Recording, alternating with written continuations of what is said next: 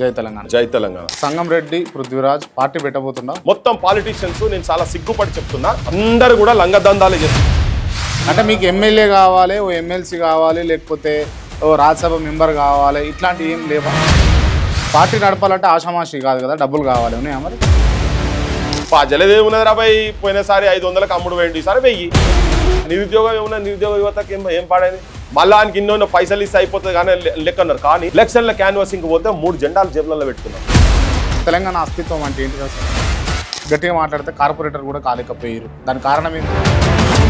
మన రీసెంట్గా ఈ అమీర్పేట్ చౌరస్తాలో ఎన్టీ రామారావు విగ్రహం పెట్టింది. పివి నరసింహారావు ఎందుకు పెట్టారు? నువ్వు అన్నావు కదా, ఎన్టీ రామారావు కన్నా గొప్పోడు పివి నరసింహారావు కదా, దేశానికి ప్రధానమంత్రి అయినాడు.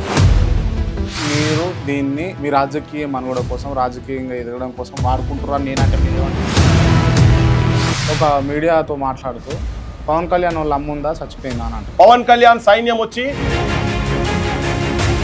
జనసేన ప్రెస్ మీట్ పెట్టి ఎవరు ముండా కొడుకులు పేర్లు తీసి, పాశం యాదగిరి గారి పేరు, నాగేశ్వర పేరు, నా పేరు, తులసి చంద్ర.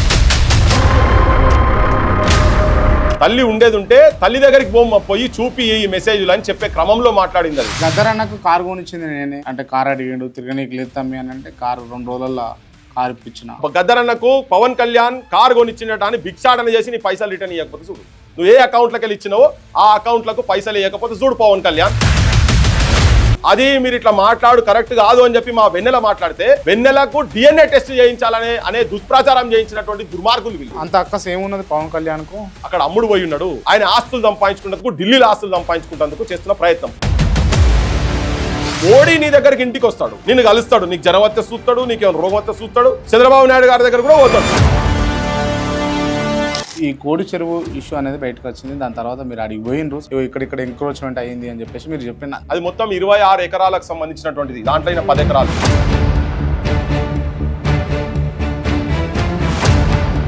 అలా అన్నో బీరు సీసాలు 2-3 పడితే అవి బీరు సీసాలు వీళ్ళే తాగిర్రు అని మీరు ఏదో చేసి, అది నాకు కొంత విచిత్రం అనిపించింది. ఎట్లా చేస్తారా? దాన్ని నువ్వు కబ్జా చేసి ఫెన్సింగ్ పెట్టినావు. ఫెన్సింగ్ అది ఒకటే కాదు, వేరే సర్వే నెంబర్ కూడా అలా కలుపుకున్నాడు. ఇంకా దాంట్లో ఇప్పుడున్నటువంటి పరిస్థితులలో తెలంగాణ రాష్ట్రానికి ఏం కావాలి? ఫస్ట్ తెలంగాణ ఆత్మగౌరవంతో ఉండాలి. స్వయం పాలన నిజమైన తెలంగాణ వాదుల చేతులలో ఉండాలి. ఉంటే సమస్యలన్నీ పరిష్కరింపబడతాయి. మరి ఆలోచన మీకు ఉన్నది, నా చేతిలో ఉండాలి అని మీరు అనుకుంటుర్రా? నా చాలా మంది అన్నారు, బెల్లెల్తను ముక్కలు చేసినట్టు నిన్ను చేస్తారు, మా రోజు వీరన్నను చంపినట్టు నేను చంపుతారు. నేను బతికున్నంత వరకు తెలంగాణను ఆగం కానిచ్చే సవాలే లేదు. మాట్లాడతా, కొట్లాడతా, కలబడతా. నమస్తే, వెల్కమ్ టు కేఆర్ టీవీ. నేను మీ క్రాంతి. వాళ్ళ మనతో ఉన్నటువంటి స్పెషల్ గెస్ట్ సంగంరెడ్డి పృథ్వీరాజ్ గారు ఉన్నారు. ముందుగా వెల్కమ్ చేద్దాం. అన్న నమస్తే. నమస్తే. జై తెలంగాణ. జై తెలంగాణ. బాగుండ్రా? ఎక్దమ్ మస్త్. రొటీన్ ఇంటర్వ్యూ లాగా కాకుండా కొన్ని ఫ్యాక్ట్స్ మీ నుంచి తెలుసుకుందాం అనుకుంటున్నా. అందుకోసమే ఇంటర్వ్యూ, అందుకోసమే నిలబెట్టి మరి ఇంటర్వ్యూ చేస్తున్నా. Are you comfort? ఎక్దమ్ కంఫర్టబుల్ గా ఉన్నా, నో ప్రాబ్లం. నా క్వశ్చన్స్ వల్ల కంఫర్టబుల్ గా ఫీల్ అవుతారా, ఏమన్నా డిస్కంఫర్ట్ ఫీల్ అవుతారా? ఏమన్నా అడుగు పోయి, దాందేముంది. ఓకే, చెప్పగలుగుతా కదా. చెప్పగలిగినప్పుడు నాకేమో దొంగతనమా, ఏమన్నా దాపరికమా, ఏదంటే చెప్తా. మీరు ఏ ఇష్యూ అయినా పోతా ఉన్నారు, ఇష్యూ టేకప్ చేసి ముందుకు పోతా ఉన్నారు కదా. ఇది నిజంగా అక్కడ సమస్యను పరిష్కరించడం కోసమా, లేకపోతే మీ స్వలాభం కోసమా? బరాబర్ సమస్యను పరిష్కారం చేయడం కోసమే. పరిష్కారం అవుతుందా కదా తర్వాత సంగతి. కానీ మీ స్వలాభం ఉన్నదా లేదా? స్వలాభం దేనికి ఉన్నది? ఏడు ఉన్నది అనుకుంటున్నావు? Political agenda.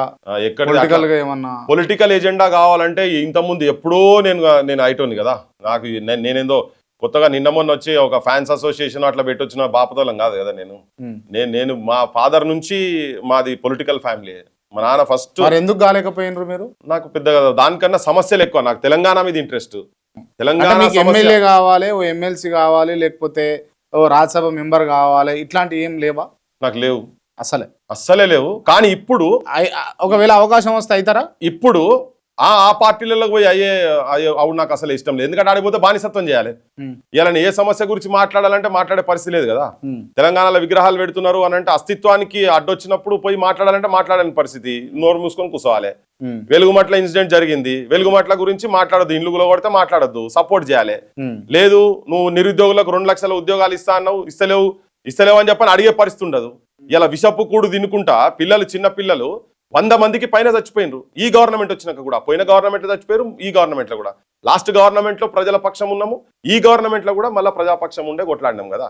సో ఇటువంటి ఏ ఇష్యూస్ అయినా నోరు మూసుకొని కూర్చోవాలి. రైట్. సంగంరెడ్డి పృథ్వీరాజ్కి ఓ ఎమ్మెల్యే ఎమ్మెల్సీ కావాలని ఉందా లేదా ఓపెన్గా చెప్పండి ఇప్పుడున్న పరిస్థితులలో. ఇప్పుడు నాకు మొన్నటి వరకు వాటి మీద పెద్ద ఇంట్రెస్ట్ లేకుండా, ఇంట్రెస్ట్ ఉండేది ఉంటే నేను ఎప్పుడో చంద్రబాబు దగ్గర కాలే ఇన్ని రోజులు, ఇప్పుడు ఇంట్రెస్ట్ ఉంది అని అంటారు అంతేనా?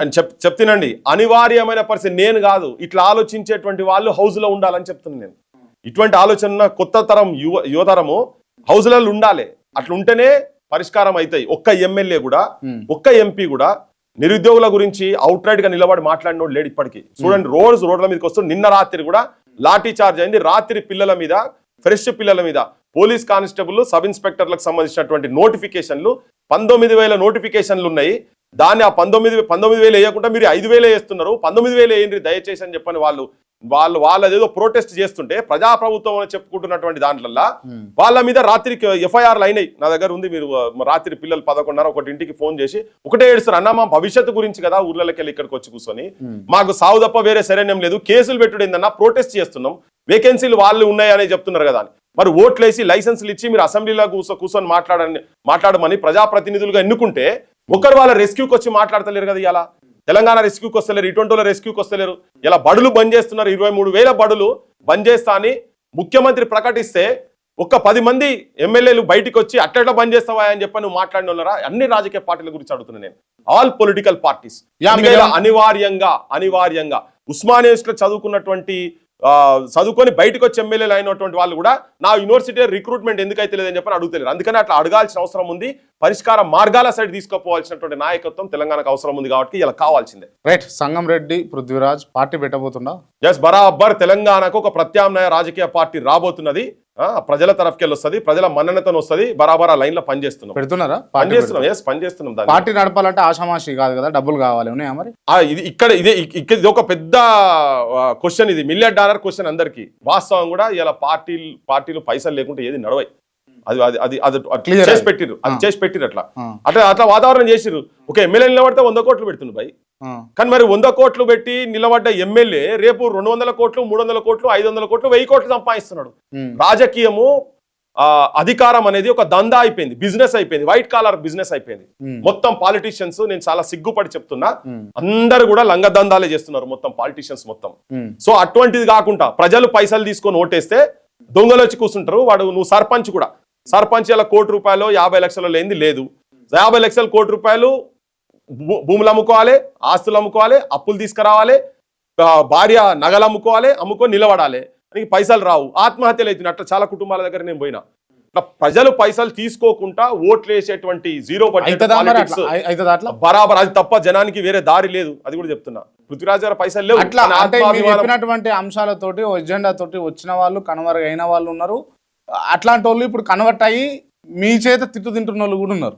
ఎవరు వాళ్ళు? సరే, ఎవరు ఎవరు అట్లా వచ్చి పైసలతోని కాకుండా దందాలు చేయకుండా చేసి నేను రాజకీయాలు చేస్తున్నా అన్నోళ్ళు నాకు తెలిసి అయితే గత 20-30 ఏళ్ల నుంచి అయితే నేను చూస్తున్న కాడికెళ్ళైతే పవన్ కళ్యాణ్ అని డిప్యూటీ సీఎం ఇప్పుడు ఆంధ్రప్రదేశ్, ఆయన అట్లనే వచ్చిండు, అట్లనే చేసిండు. పవన్ కళ్యాణ్ సామాన్య మనిషి. అబ్బాయి నువ్వు కూడా బడే చెప్తావు. ఆయన దగ్గర ఎన్ని పైసలు లేవు? కోట్లు, 100 కోట్లు ఆయన దగ్గర. వాళ్ళు ఒక సినిమా తీస్తే 100 కోట్లు, 150 కోట్లు, 200 కోట్లు వాళ్ళకి వస్తూనే ఉన్నాయి కదా పైసలు. ఆయన మామూలు మనిషా? ఆయన హైదరాబాద్ లో ఒక వాడ కొంటాడు, అని పైసలు ఆయన దగ్గర చెప్పుకుంటారు వాళ్ళు బయటకు. అట్లా ఆయన లైఫ్ స్టైల్ ఏంది, ఆయన ఆలిషాన్ కథలు ఏంటిది. వాళ్ళు వచ్చి ఇంకోటి ప్రజారాజ్యం పార్టీ ఇక్కడ పెట్టినప్పుడు పైసలు ఉల్టా టికెట్లకు పైసలు తీసుకొని ఇచ్చారు కదా, అది జనానికి మొత్తం తెలుసు. అట్లనే వాళ్ళు బాగా బదనామైంది ఇక్కడ. ఒక్కొక్కరి దగ్గర క్యాండిడేట్ దగ్గర ఒకరి దగ్గర 50 కోట్లు, ఒక దగ్గర 30 కోట్లు, ఇట్లా అప్పుడు జనానికి అంతా తెలిసింది కదా. అట్లా చూసి అచ్చా చిరంజీవి, పవన్ కళ్యాణ్ కూడా పైసలు తీసుకొని టికెట్లు ఇస్తారా అనేది వాళ్ళ మీద జనం లోపల కూడా అది వచ్చే వ్యతిరేకత భావన కూడా వచ్చింది కదా. అట్లా కొన్ని 100 కోట్లు వాళ్ళు సంపాదించారు అనేది కూడా అభియోగం వాళ్ళ మీద ఉన్నది కదా. వాళ్ళు తక్కువలు కాదు, ఆ సినిమా ఫీల్డ్ వాళ్ళు. వాళ్ళంతా వాళ్ళ దగ్గర బొచ్చడు పైసలు ఉన్నాయి. నువ్వు ఆ ఎగ్జాంపుల్ అది తప్ప ఎగ్జాంపుల్. ఓకే, చలో ఇప్పుడు మీ పరిస్థితి ఏంది మరి? మీ పరిస్థితి ఏంది మరి? డబ్బులు లేకపోతే సస్టైనబిలిటీ ఎట్లా సాధ్యపడుతుంది? ప్రజలే చూసుకుంటారు అబ్బా. ప్రజలు ఉన్నారు కదా. మేము తెలంగాణకు ఏం అన్యాయం జరుగుతున్నది, ఏ ఆకాంక్షల గురించి, ఏ ఆశయాల గురించి తెలంగాణలో గతంలో 369 మంది కావచ్చు, మొన్న 1200 మంది బిడ్డలు చనిపోయినారు, రైతుల ఆత్మహత్యలు కావచ్చు, నిరుద్యోగంతో సతమతమవుతున్న యువతలు కావచ్చు, వీటన్నిటికీ ఒక పరిష్కార మార్గం కావాలంటే నీతివంతమైనటువంటి నాయకత్వం, నిజాయితీ గల నాయకత్వము, ధైర్యము, దమ్ము ఉండి ప్రజల పక్షాన నిలబడేటువంటి వాళ్ళు, అమరుల ఆశయాలను జనం లోపల తీసుకుపోయేటువంటి వాళ్ళు ఒక కూడలి అవుతున్నాం అందరం. అయ్యి వాళ్ళ ఇటువంటి వాళ్ళు కనుక అసెంబ్లీలో పార్లమెంట్లో కనుక పోతే వాళ్ళు ఏమైనా జనానికి ఏమైనా చేయగలుగుతారు. కానీ ఇప్పుడున్న రాజకీయ వ్యవస్థలలో పృథ్వీరాజ్ రేపు పొద్దుగాల 100 కోట్లు పెట్టి చేసిన నా దగ్గర లేవు వాడై, నేను పెట్టా లేవు నా దగ్గర, నాతో కాదు అది. ఒకవేళ ఉన్నా కానీ పెట్టే ఆలోచన కూడా లేవు అవి. సో అట్లా పెడితే డెఫినెట్ గా ఏముంటుంది, ఇంకో 500-600 కోట్ల రూపాయలు సంపాదించుకోవాలనే ఆలోచన ఉంటుంది తప్ప. ఇప్పుడు అందుకే కదా చెరువులను కబ్జాలు చేసి బంగ్లాలు ఎందుకు కట్టుకుంటారు, పైసలు ఏమున్నది. ఇప్పుడు గవర్నమెంట్ కూడా ఎందుకు భయపడతలేదంటే, అపోజిషన్ అయినా గవర్నమెంట్ అయినా భయపడతలేదు. ఎందుకంటే జలదేవున్నది రాబాయి, పోయినసారి 500లకు అమ్ముడు వేయండి, ఈసారి 1000 ఏదో 1500. ఇలా కొన్ని లక్షల కోట్ల రూపాయల భూముల కుంభకోణం జరుగుతున్నది కదా. ఇవన్నీ ఏంది, వాళ్ళు సంపాదించుకుని దగ్గర ప్రజలు బజాట్ల అంగట్ల సరుకులు కాబట్టి కొనుక్కోవాలి. నిరుద్యోగం ఏమన్నా, నిరుద్యోగ యువతకి ఏం పాడైంది, మళ్ళా ఆయనకి ఇన్నో పైసలు ఇస్తే అయిపోతుంది కానీ లెక్కన్నారు. కానీ నిరుద్యోగుల పరిస్థితి ఏంటంటే, ఎలక్షన్ల క్యాన్వాసింగ్ పోతే 3 జెండాలు జేబులలో పెడుతున్నారు. నేను లిటరల్ గా నేను చూసినా అని చెప్తున్నా. నేను నిరుద్యోగుల బాధలు చెప్తున్నా, నిరుద్యోగులను అవమానపరచుడు కాదు. నేను అడిగిన లిటరల్ గా జేబులలో జెండాలు ఉంటే ఒక దగ్గర పట్టుకున్నారు. ఏంది నువ్వు మునుగోడు అనుకుంటా, మునుగోడు బై ఎలక్షన్ లా, ఏంది భయ్ నీ జేబులో ఇట్లా జెండాలు ఉన్నాయి అంటే, పక్క తీసుకొచ్చి అన్న నాది పీజీ అయిపోయిందన్న, నేను కాంపిటేటివ్ ఎగ్జామ్ కు ప్రిపేర్ అవుతున్నా, నాకు తిండికి పైసలు లేవు, ఇంటికాడ చూస్తే నా పరిస్థితి ఘోరం అన్న, మా అమ్మ నాయన పరిస్థితి చూస్తే ఘోరము అని చెప్పి చదువుకోలే అన్న, ఫస్ట్ జనరేషన్ చదువులు చదువుతున్నాం అన్న, బుక్కడి బువ్వకు ఒక 500 రూపాయలు వస్తే 10 రోజులు పోతే 5000 రూపాయలు వస్తుంది అన్న, నాకు ఒక 2 నెలలు ఫుడ్కి అవుతుంది అన్న హైదరాబాద్ లో అని. దీనికి ఆన్సర్ ఏంటి చెప్పుకురాంది? అది చూసే కదా బువ్వ కూడా లేదు, 4000 రూపాయల భృతి ఇస్తా అని చెప్పని ఈ గవర్నమెంట్ అన్నది కదా. అప్పుడు ఇంటికో ఉద్యోగం అని పోయిన ముఖ్యమంత్రి చెప్పిండు. గవాన్ని చూసే కదా మా వాళ్ళు 5 రూపాయల అన్నం తింటున్నారు హైదరాబాద్ లా, ఒకటే పూట తింటున్నారు, వాళ్ళకు అల్సర్లు ఫామ్ అవుతున్నాయి. ఇవన్నీ డైలాగులు, మస్తు డైలాగులు కొట్టిరు కదా. అశోక్ నగర్ లో, దిల్సుఖ్ నగర్ లో క్యాంటీన్లు పెడతాం, ప్రభుత్వం క్యాంటీన్లు పెడతాం అని పెట్టినరా. నేను ఆ బాధలు చెప్పడం చెప్తాను. అందుకనే అంటే గంత పేదరికంలో ఉండి ఇవాళ నువ్వు చూడు, నేను పీజీ పిహెచ్డీ చేసిన వాళ్ళు నువ్వు ఎక్కడ పోయినా క్యాటరింగ్లు పనిచేస్తున్నారు, ఊబర్లు కార్లు నడుపుతున్నారు, వాచ్మెన్లు ఉంటున్నారు. నేను చాలా సందర్భాలు చెప్తున్నాను, బస్తాలు మోస్తున్నారు. ఆ వృత్తులన్నీ తప్పని చెప్తలేను నేను. కానీ ఈ చదువులు చదువుకున్న వాళ్ళకు ఆ గౌరవం ఇచ్చుడు కాదు కదా. ఇవాళ ఇప్పటికి వాళ్ళు ఏమంటారు, మేము పని చేస్తాము, మాకు నౌకర్లు ఏంటి, రోడ్ల మీదకి వచ్చి అడుగుతున్నది ఏంది, మీకు వేకెన్సీలు ఉన్నాయి, మాకు నౌకర్లు మేము పని చేస్తామంటున్నారు. పుణ్యానికి ఏమని చెప్తలేరు, పుణ్యానికి నాకు ఆ స్కీమ్ ఈ స్కీమ్ కావాలని అడుగుతలేరు వాళ్ళు. మాకు నువ్వు ఇస్తాను 2 లక్షల నౌకర్లు అని చెప్పని అడుగుతున్నారు కదా. ఇవన్నీ ఆ దుస్థితిలో ఉన్నది. ఇప్పుడు ఈ పార్టీ పెట్టాలి అని అంటే మీకు ఓ ఎజెండా లేకపోతే ఓ ప్రొఫార్మా ఉంటది కదా. ఎవరు మరి మీ పార్టీ పెడితే ముఖ్యమంత్రి అభ్యర్థి ఎవరు? ఇక అవన్నీ చాలా దూరం ఉన్నాయి. ప్రజలు డిసైడ్ చేసేది, అది పృథ్వీరాజ్ చేసేది కాదు కదా. ప్రజలు డిసైడ్ చేస్తాడు. ప్రజలు ఎట్లా అనుకుంటే ప్రజలు అట్లా చేస్తారు. మేము మా ఆలోచనలు మేము ఎదిరిస్తున్నాం భయ్, మేము సచ్చిన శాపలం కాదు. ఇవాళ ఉన్నటువంటి రాజకీయ వ్యవస్థలో మేము వాగొస్తే ఇట్లా కుట్టుకపోయేటోళ్ళం కాదు, మేము తిరగబడి ఎదిరిస్తున్నాం. మేము జనానికి వాస్తవాలు చెప్పుకుంటా, ప్రజలు రేపు మేము చెప్పేది కూడా ఇంత 1000 కోట్ల రూపాయలు ఒక సైడు, ప్రజా సమస్యలు, ప్రజల పరిష్కార మార్గాలు, ఆత్మాభిమానంతో తెలంగాణ ఆత్మగౌరవాన్ని కాపాడుకునేటువంటి ప్రయత్నం ఒక సైడ్. ఈ రెండిట్లో ఏది గెలుస్తో చూద్దాం రేపు. Right, okay. మీరు ఏ కాన్స్టిట్యూన్సీ నుంచి పోటీ చేయబోతున్నారు? నేను ఇప్పటికి అటువంటి ఏమి ఇంకా ఆలోచించలే. నేను నా బోటోలను తయారు చేస్తున్నాం. రేపు అవసరం అయితే మిమ్మల్ని కూడా నిలబెట్టొచ్చు, తెలంగాణకు అవసరం అనుకుంటే. రాబాయ్ నువ్వు కూడా రా. మరి నువ్వు నీ జర్నలిస్టులకు సంబంధించినటువంటి అంశాలు ఏంటి, నువ్వు కావచ్చు, నీ తరఫుకెళ్ళి ఇంకెవరన్నా కావచ్చు, ఇట్లా జర్నలిస్టుల తరఫుకెళ్ళి కూడా ఉండాలి కదా. నిజాయితీగా ఇలా జనం పక్షాన కొట్లాడుతున్నటువంటి వాళ్ళని కూడా అవసరం అయితే తీసుకుపోతాం, అడుగుతాం. వాళ్ళని కూడా నిరుద్యోగ యువకులకి అడుగుతాం, ఫ్రెష్ ఉన్నటువంటి వాళ్ళని కూడా అడుగుతాం. ప్రజలు ఎట్లా డిసైడ్ చేస్తే అట్లా అయితే రేపు మనం పోరాటం తీసుకుపోతున్నాం. దీని గురించి అంటే మీ పార్టీ పార్టీ పెట్టబోయేది దేని గురించి, పర్పస్ ఏంది? మెయిన్ పర్పస్ ఒకటి ఉంటది కదా, సెల్ఫ్ రెస్పెక్ట్, తెలంగాణ ఆత్మగౌరవాన్ని కాపాడుకునేటువంటి ప్రయత్నం, తెలంగాణ అస్తిత్వము, ఆత్మగౌరవం, స్వయం పాలన, నిజమైన. నేను అడుగుతున్నా, తెలంగాణ అస్తిత్వం అంటే ఏంటిది అసలు? Telangana identity by, Telangana main identity ఏంటిది? ఇప్పుడు నువ్వు ఏ రకంగా ఎన్ని రంగాలలో తీసుకున్నా గానీ, ఇప్పుడు ఐడెంటిటీ అనుకున్నాం, ఏలో విగ్రహాలు పెడుతున్నారు, తెలంగాణ ఐడెంటిటీ కాదు అది. ఇప్పుడు నేను విగ్రహాల విషయం మాట్లాడతా అంటే ఓకే సార్, కాదు అని అంటున్నారు, యాక్సెప్టబుల్. బట్ ఏంది అని అంటే, ఇప్పుడు బాలసుబ్రహ్మణ్యం అనేటటువంటి వ్యక్తి చాలా గొప్ప పాటలు పాడిండు, పెద్ద పాటలు పాడిండు, మంచిగా పాడిండు, ఈయన సొంపుగానే ఉంటుంది, బాగుంటుంది. ఆయన కళాకారుడు, ఆయనను కూడా అపోజ్ చేయాల్సిన అవసరం ఏమున్నది తెలంగాణలో అంటే? తెలంగాణ తీసుకొచ్చుకున్నదే అస్తిత్వ పోరాటం. తెలంగాణ చాలా మీరు ఏమనాలంటే బాలసుబ్రహ్మణ్యం పెట్టుండ్రి, కానీ ఎట్ ద సేమ్ టైం గద్దర్ది పెట్టుండ్రి, లేకపోతే నేను చెప్తా దానికి answer. Let me answer. Balasubrahmanyam పెద్ద గాయకుడు, ఆయన కమర్షియల్ ఆర్టిస్టు, డిఫరెంట్ సాంగ్స్ పాడిండని ఆరేసుకోపోయి పారేసుకున్నామని రాసిండి. ఇక్కడ రైతులు చచ్చిపోతుంటే రైతుల గురించి ఎన్నడే ప్రజల పక్షాల నుండి కొట్లాడినోడు కాడు ఆయన ఒక కిరాయి గాయకుడు. ఈడ ప్రజల గురించి ప్రజా సాహిత్యము ప్రజల గురించి సర్వం ఒడ్డుపోసి వాళ్ళ కవిత్వాలను వాళ్ళ గొంతును వాళ్ళ రక్తాన్ని మొత్తం ఒకటి చేసి సాహిత్యం తీసుకొచ్చినటువంటి వాళ్ళు చాలా మంది ఉన్నారు ఈ ప్రాంతంలో ఉన్నటువంటి వాళ్ళందరూ కిరాయి గొంతులు కాదు. అటువంటి వాళ్ళను ఆడబెట్టాలని. ఇంకొకటి ఏంటంటే మొట్టమొదలు వాళ్ళ గౌరవం ఇవ్వాలని. ఇంకొకటి ఏంటంటే ఈ మనిషి ఈ ప్రాంత ఐడెంటిటీ గురించి రాసినటువంటి జయ జయ హే తెలంగాణ పాటను ఆయన పాడా అని చెప్పిండు. పైసలు తీసుకొని రిటర్న్ చేసి 100%. దీన్ని ప్రూవ్ కూడా చేసినాం. ఆ టైంలో ఎవరెవరు ఉన్నారో ఏ స్టూడియోలో జరిగిందో ఇవన్నీ ఈవెన్ రస్మై బాలకిషన్ అంతటపుల్ నాగరాజు వాళ్ళు డైరెక్ట్ ఇంటర్వ్యూలో చెప్పిండ్రు. నేను బయట చెప్పిన తర్వాత వాళ్ళు కూడా వచ్చిండ్రు. వచ్చి కరెక్టే ఏ స్టూడియోలో మద్రాసులో ఎక్కడ చెప్పిండు అనేది కూడా చెప్పి ఎందుకు ఆబ్జెక్షన్ చేసినది కూడా బయటకు వచ్చింది. అది చాలా చర్చ కూడా జరిగింది దాని మీద. ఆయన ఏమనంటే స్వరాష్ట్రమై తెలంగాణ అనే పదాన్ని స్వర్ణయుగం కావాలనే పదం తీసేస్తే నేను వాడతానన్నాడు ఆయన. సో అది ఆ పదం తీసేస్తే నువ్వు వాడాల్సిన అవసరం లేదని చెప్పని అందశ్రీ అన్నాడు. ఇక్కడ సమస్య ఆ పదం పోయినాక నీకు పాట ఎక్కడిది జీవమే గుండెనే తీసేస్తా అంటే ఇంకెక్కడిది అని చెప్పని. సో అటువంటి తెలంగాణ పాటను పాడా అన్నటువంటి వ్యక్తికి తెలంగాణ రాష్ట్రం వచ్చిన తర్వాత ఇక్కడ ఉన్నటువంటి అదే సినిమా రంగాల్లో ఉన్నటువంటి వాళ్ళు కావచ్చు, అదే పాటల రంగాల్లో ఉన్నటువంటి వాళ్ళు కావచ్చు, నాయకత్వ రంగాలలో ఉన్నటువంటి వాళ్ళు కావచ్చు, వాళ్ళవి పెట్టకుండా ముందు బాలకృష్ణ విగ్రహం ఎందుకు పెట్టాలనే దాని మీద నేను ప్రొటెస్ట్ చేసిన. అది మా ఐడెంటిటీ కదా. మా ఊళ్ళు ఇప్పుడు పైడి జయరాజ్ గురించి చెప్పిన నేను. అప్పుడు పైడి జయరాజ్ అంటే ఎవరికి ఎరకలేదు అప్పటిదాకా. హూ ఇస్ దిస్ పైడి జయరాజ్ అని. అసలు సినిమా ఇండస్ట్రీ ఆడికెళ్ళి మద్రాసుకి వెళ్ళి ఇక్కడికి వచ్చేటందుకు గల కారణాలల్లా ఆయన ఒక ప్రధానమైనటువంటి వ్యక్తి. ఆయన చెన్నారెడ్డి దగ్గర కూర్చొని చెన్నారెడ్డి గారితో కన్విన్స్ చేసి చెన్నారెడ్డి కూడా ఇంట్రెస్ట్ చూపించి అక్కడికి వెళ్ళి తీసుకొచ్చి వాళ్ళకి ఇళ్ళ జాగాలు నాగేశ్వరరావుకు ప్రతి ఒక్క సినిమా ఆర్టిస్ట్ ఎన్టీ రామారావుకు ఆడికెళ్ళి 10 ఎకరాలు 15 ఎకరాలు వాళ్లకు స్టూడియోలు పెట్టుకుంటందుకు ప్రభుత్వం భూములు ఇచ్చింది. మన దగ్గర ఉన్నటువంటి వ్యక్తి ప్రభాకర్ రెడ్డి తన సొంత భూమిని కెమెరామెన్లకు లైట్ మెన్లకు ఇటువంటి చిన్న కింద టెక్నికల్ స్టాఫ్ అందరికి వాళ్ళకు ఎట్లా మరి వాళ్ళకు భూములు లేవు కదా అంటే ఆయన 10 ఎకరాలు ఇచ్చిండు. ఆయన సొంత భూమి 10-12 ఎకరాల దాకా ఇచ్చిండు ఆయన. ఇలా 1000 కోట్లు. అటువంటి వాళ్ళ విగ్రహాలు కావాలి కదా తెలంగాణలో.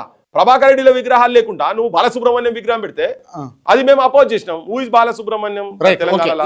బాలసుబ్రహ్మణ్యం గురించి ఇది మీరు ఇచ్చిన ఎక్స్ప్లెనేషన్. మొన్న రీసెంట్ గా ఈ అమీర్పేట్ చౌరస్తాలో ఎన్టీ రామారావు విగ్రహం పెట్టిండ్రు. పెట్టినప్పుడు కూడా ఉమ్మడి ఆంధ్రప్రదేశ్ కు ముఖ్యమంత్రి చేసినటువంటి వ్యక్తి కొత్త రక్తాన్ని ఎంకరేజ్ చేసినటువంటి వ్యక్తి ఎన్టీ రామారావు. అట్లాంటి వాళ్ళని కూడా ఎందుకు అపోజ్ చేసిండ్రు మీరు? ఎన్టీ రామారావుకు ఇక్కడ చాలా గౌరవం దొరికింది. ఆల్రెడీ దొరకాల్సిన గౌరవం చాలా దొరికింది. పక్కకు 3 కిలోమీటర్ల దూరం పోతే మైత్రివనంకి వెళ్ళి ఎన్టీఆర్ ఘాట్ ఉంది ఎకరాలల్లా. అట్లా ఎవరికి లేదు. పివి నరసింహారావు కూడా ఎక్కడో మూలకు వారేసింది. అక్కడ జైపాల్ రెడ్డిది కూడా ఎక్కడో మూలకు వారేసారు. ఇది యువతల సైడ్ నెక్లెస్ రోడ్కు. కానీ ఈయనది మొత్తం సెక్రటరియట్ పక్కకు సెంటర్లో ఉంది కదా. సెంటర్లో పెట్టారు కదా. అది ఆల్రెడీ ఉన్నాయి. విగ్రహాలు ఉన్నాయి. బేగంపేటలో విగ్రహం ఉంది. బొచ్చడి విగ్రహాలు వచ్చినాయి. ఇంకెందుకు మా వాళ్ళకి ఎందుకు మరి తెలంగాణ ఎందుకు తెచ్చుకున్నాం? మా అస్తిత్వం ఏంది? మా అస్తిత్వం ఎవరు? పివి నరసింహారావు ఎందుకు పెట్టారు? నువ్వు అన్నావు కదా ఎన్టీ రామారావు కన్నా గొప్పోడు పివి నరసింహారావు కదా. దేశానికి ప్రధానమంత్రి అయినోడు. 17 భాషలలో అనర్గళంగా మాట్లాడినోళ్ళు. ఈ భారతదేశ ఆర్థిక వ్యవస్థను మొత్తం మార్చినోడు కదా. మరి పివి నరసింహారావు అంటే మేధావి విగ్రహాలు తెలంగాణలో ఎన్టీఆర్ విగ్రహాలు ఎన్ని అన్ని విగ్రహాలు అన్నకన్నా డబల్ 3 పెట్టాలి కదా. పెట్టలే కదా. మరి వాళ్ళ విగ్రహాల గురించి అడిగినాం. చెన్నారెడ్డిలో విగ్రహాలు పెట్టండి. ఎక్కడ పెట్టిండ్రు? సో ఈ ప్రాంతం వాళ్ళకు సంబంధించినటువంటి వాళ్ళని కాదని ఎన్టీ రామారావు విగ్రహం పెట్టుడు. అదే ఎన్టీ రామారావును ఇదే అంటే ఆ వేదిక మాట్లాడుకుంటా చెప్పిండు ఆయన. మైత్రివనం వేదిక మీద మాట్లాడుకుంటా రేవంత్ రెడ్డి చెప్పింది ఏంటంటే ఈ దేశ చరిత్ర గురించి ఎవరన్నా మాట్లాడితే అంబేద్కర్, ఇందిరాగాంధీ తర్వాత మాట్లాడేది ఎన్టీ రామారావు అని. అదే నోరు అంతకు ముందు ఈయన గురించి చాలా హీనంగా నీచంగా మాట్లాడారు. అంటే ఆ వాస్తవాలు మాట్లాడి అంతకుముందు రేవంత్ రెడ్డి. ఇప్పుడు ఆయనకి ఏమొచ్చిందో తెలియదు కానీ ఆయన ఒకటేసారి తిప్పేసి ఆయన ఒక మహానాయకుడుగా ఒక కామాంధుడు అన్నారు. ఆయన మీద చెప్పులేసిరు కదా. ఓ హంకారి అని చెప్పి మాట్లాడారు. చాలా చాలా పెద్ద గ్రంథాలు ఉన్నాయి ఆయన మీద వీళ్ళు మాట్లాడినాయన్ని. ఇవన్నీ మాట్లాడి అంతకుముందు ఒక తిరిగా మాట్లాడి తర్వాత వైస్రాయ్ హోటల్ కాడ చెప్పులేసిన గ్యాంగ్లే కదా ఇవన్నీ తీసుకొచ్చి ఆయన పెట్టిండు. అక్కడ కూడా ఏం మాట్లాడినామంటే ఆ విగ్రహము పెట్టేటప్పుడు ఆల్రెడీ ఆయన ఉన్నాయి. మళ్ళా కొత్తగా ఆడ పెట్టేది ఉంటే ఒకవేళ నువ్వు సినిమా రంగంకి వెళ్ళి పెట్టాలంటే పైడి జయరాజ్ పెట్టండి, లేదు ప్రభాకర్ రెడ్డి గారిది పెట్టండి, లేదు పాటలు రాసిన శ్రీనారాయణ రెడ్డిది పెట్టండి, లేదు ఇవన్నీ కాకుండా నాటకాలు అద్భుతంగా చేసిన మా ఎన్టీ రామారావే గౌరవించుకున్నటువంటి వ్యక్తి మా సుక్క సత్తయ్య గారిది పెట్టండి, మిద్ద రాములు గారిది పెట్టండి, గద్దరన్నది పెట్టండి, అందశ్రీది పెట్టండి, గూడ అంజన్నది పెట్టండి, నాటకాలు అద్భుతంగా ఎన్టీ రామారావు కృష్ణుని పాత్రతోనే కదా ఆయన ఫేమస్. కృష్ణుని పాత్రలో తెలంగాణలో అవ్వల్ స్థానం టాప్ స్థానంలో ఉన్నటువంటి నాటకాలు చేసినటువంటి ముచ్చరహతరాయణ గారిది పెట్టండి. కృష్ణుని పాత్ర ఎన్టీ రామారావు బనికిరాడు. మొన్న మాడబు శ్రీధర్ కూడా ఆర్టికల్ రాసిన దాని మీద. ఇటువంటి వాళ్ళను నువ్వు తొవిదీయాలి నాటక రంగంలో. రాజకీయ క్షేత్రం అనుకో, ఇప్పుడు నేను చెప్పిన పేర్లు వీళ్ళవి ఉండాలి కదా, ఇక్కడ ఉన్నటువంటి రాజకీయాలలో ఉన్నటువంటి వాళ్ళే ఉండాలి. ఇంకోటి ఏంటంటే సాజిష్ ఏంటంటే ఆధిపత్యం ఎట్లా చూపిస్తారు వాళ్ళంటే, ఇప్పుడు నేను చెప్పిన పేర్లు మొత్తము ఆంధ్రాలో ఒకరైనా విగ్రహాలు ఉన్నాయా? ఆంధ్రాలో విగ్రహాలు పెట్టాలనా లేదా?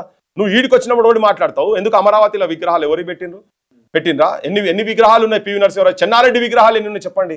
ఆయన రామారావు కన్నా గొప్పోడు కదా, ఎప్పటి నుంచో స్టాల్ వాట్ లీడర్ ఆయన, రాజకీయాలే సర్వంగా నడిపినటువంటి వాడు, గవర్నర్ గా ఉండే, తమిళనాడు గవర్నర్ గా ఉండే. మరి మీరు ఆ గౌరవం ఇస్తారు అక్కడ వాళ్ళు, అక్కడ నాయకత్వం ఇస్తలేదు కనుక అస్తిత్వం మా ప్రాంతం వాళ్ళది కావాలి కదా. ఇది ఒక విగ్రహాలనే కాదు, రైట్, తెలంగాణ చరిత్రను పొందబెట్టేటువంటి ప్రయత్నం ఇది. రైట్. అంటే ఈ అంశాలను అన్నింటినీ తెరపైకి తీసుకొచ్చి మీరు దీన్ని మీ రాజకీయ మనుగడ కోసం, రాజకీయంగా ఎదగడం కోసం వాడుకుంటున్నారు నేనంటే మీరేమంటారు? ఒకవేళ గత 10 ఏళ్లలో ఈ సమస్యలన్నీ కనుక కేసీఆర్ కనుక అడ్రస్ చేసేది ఉంటే మా బొట్టోళ్ళకి పని ఉండకపోవు. మాకు ఇండియాలో పనే లేదు అసలు. ఓకే, నేను అసలు ఈ సైడ్ రాకపోయేటోని పోయి మేము కూడా ఎక్కడైనా అడ్జస్ట్ అవుతాం కదా. పదవులు కావాలి, పైరవులు చేసుకోవాలంటే ఎక్కడైనా అడ్జస్ట్ అవుతాం. మాకు కూడా అన్ని పదవుల కోసం ఏం పాకులాడరా? క్రాంతి ఇవాళ వరకు ఒక్క రేవంత్ రెడ్డి ముఖ్యమంత్రి అయినాక ఒక మందకృష్ణతోని MRPS కు సంబంధించినటువంటి డీలిమిటేషన్ ఏదైతే కేటగరైజేషన్ ఉందో ఆ కేటగరైజేషన్ ఇష్యూ తప్ప ముఖ్యమంత్రి గడప దొక్కినోని కాదు నేను. అంటే ఇప్పుడు సిచ్యువేషన్ వచ్చింది ఒక విషయం అడగాలి.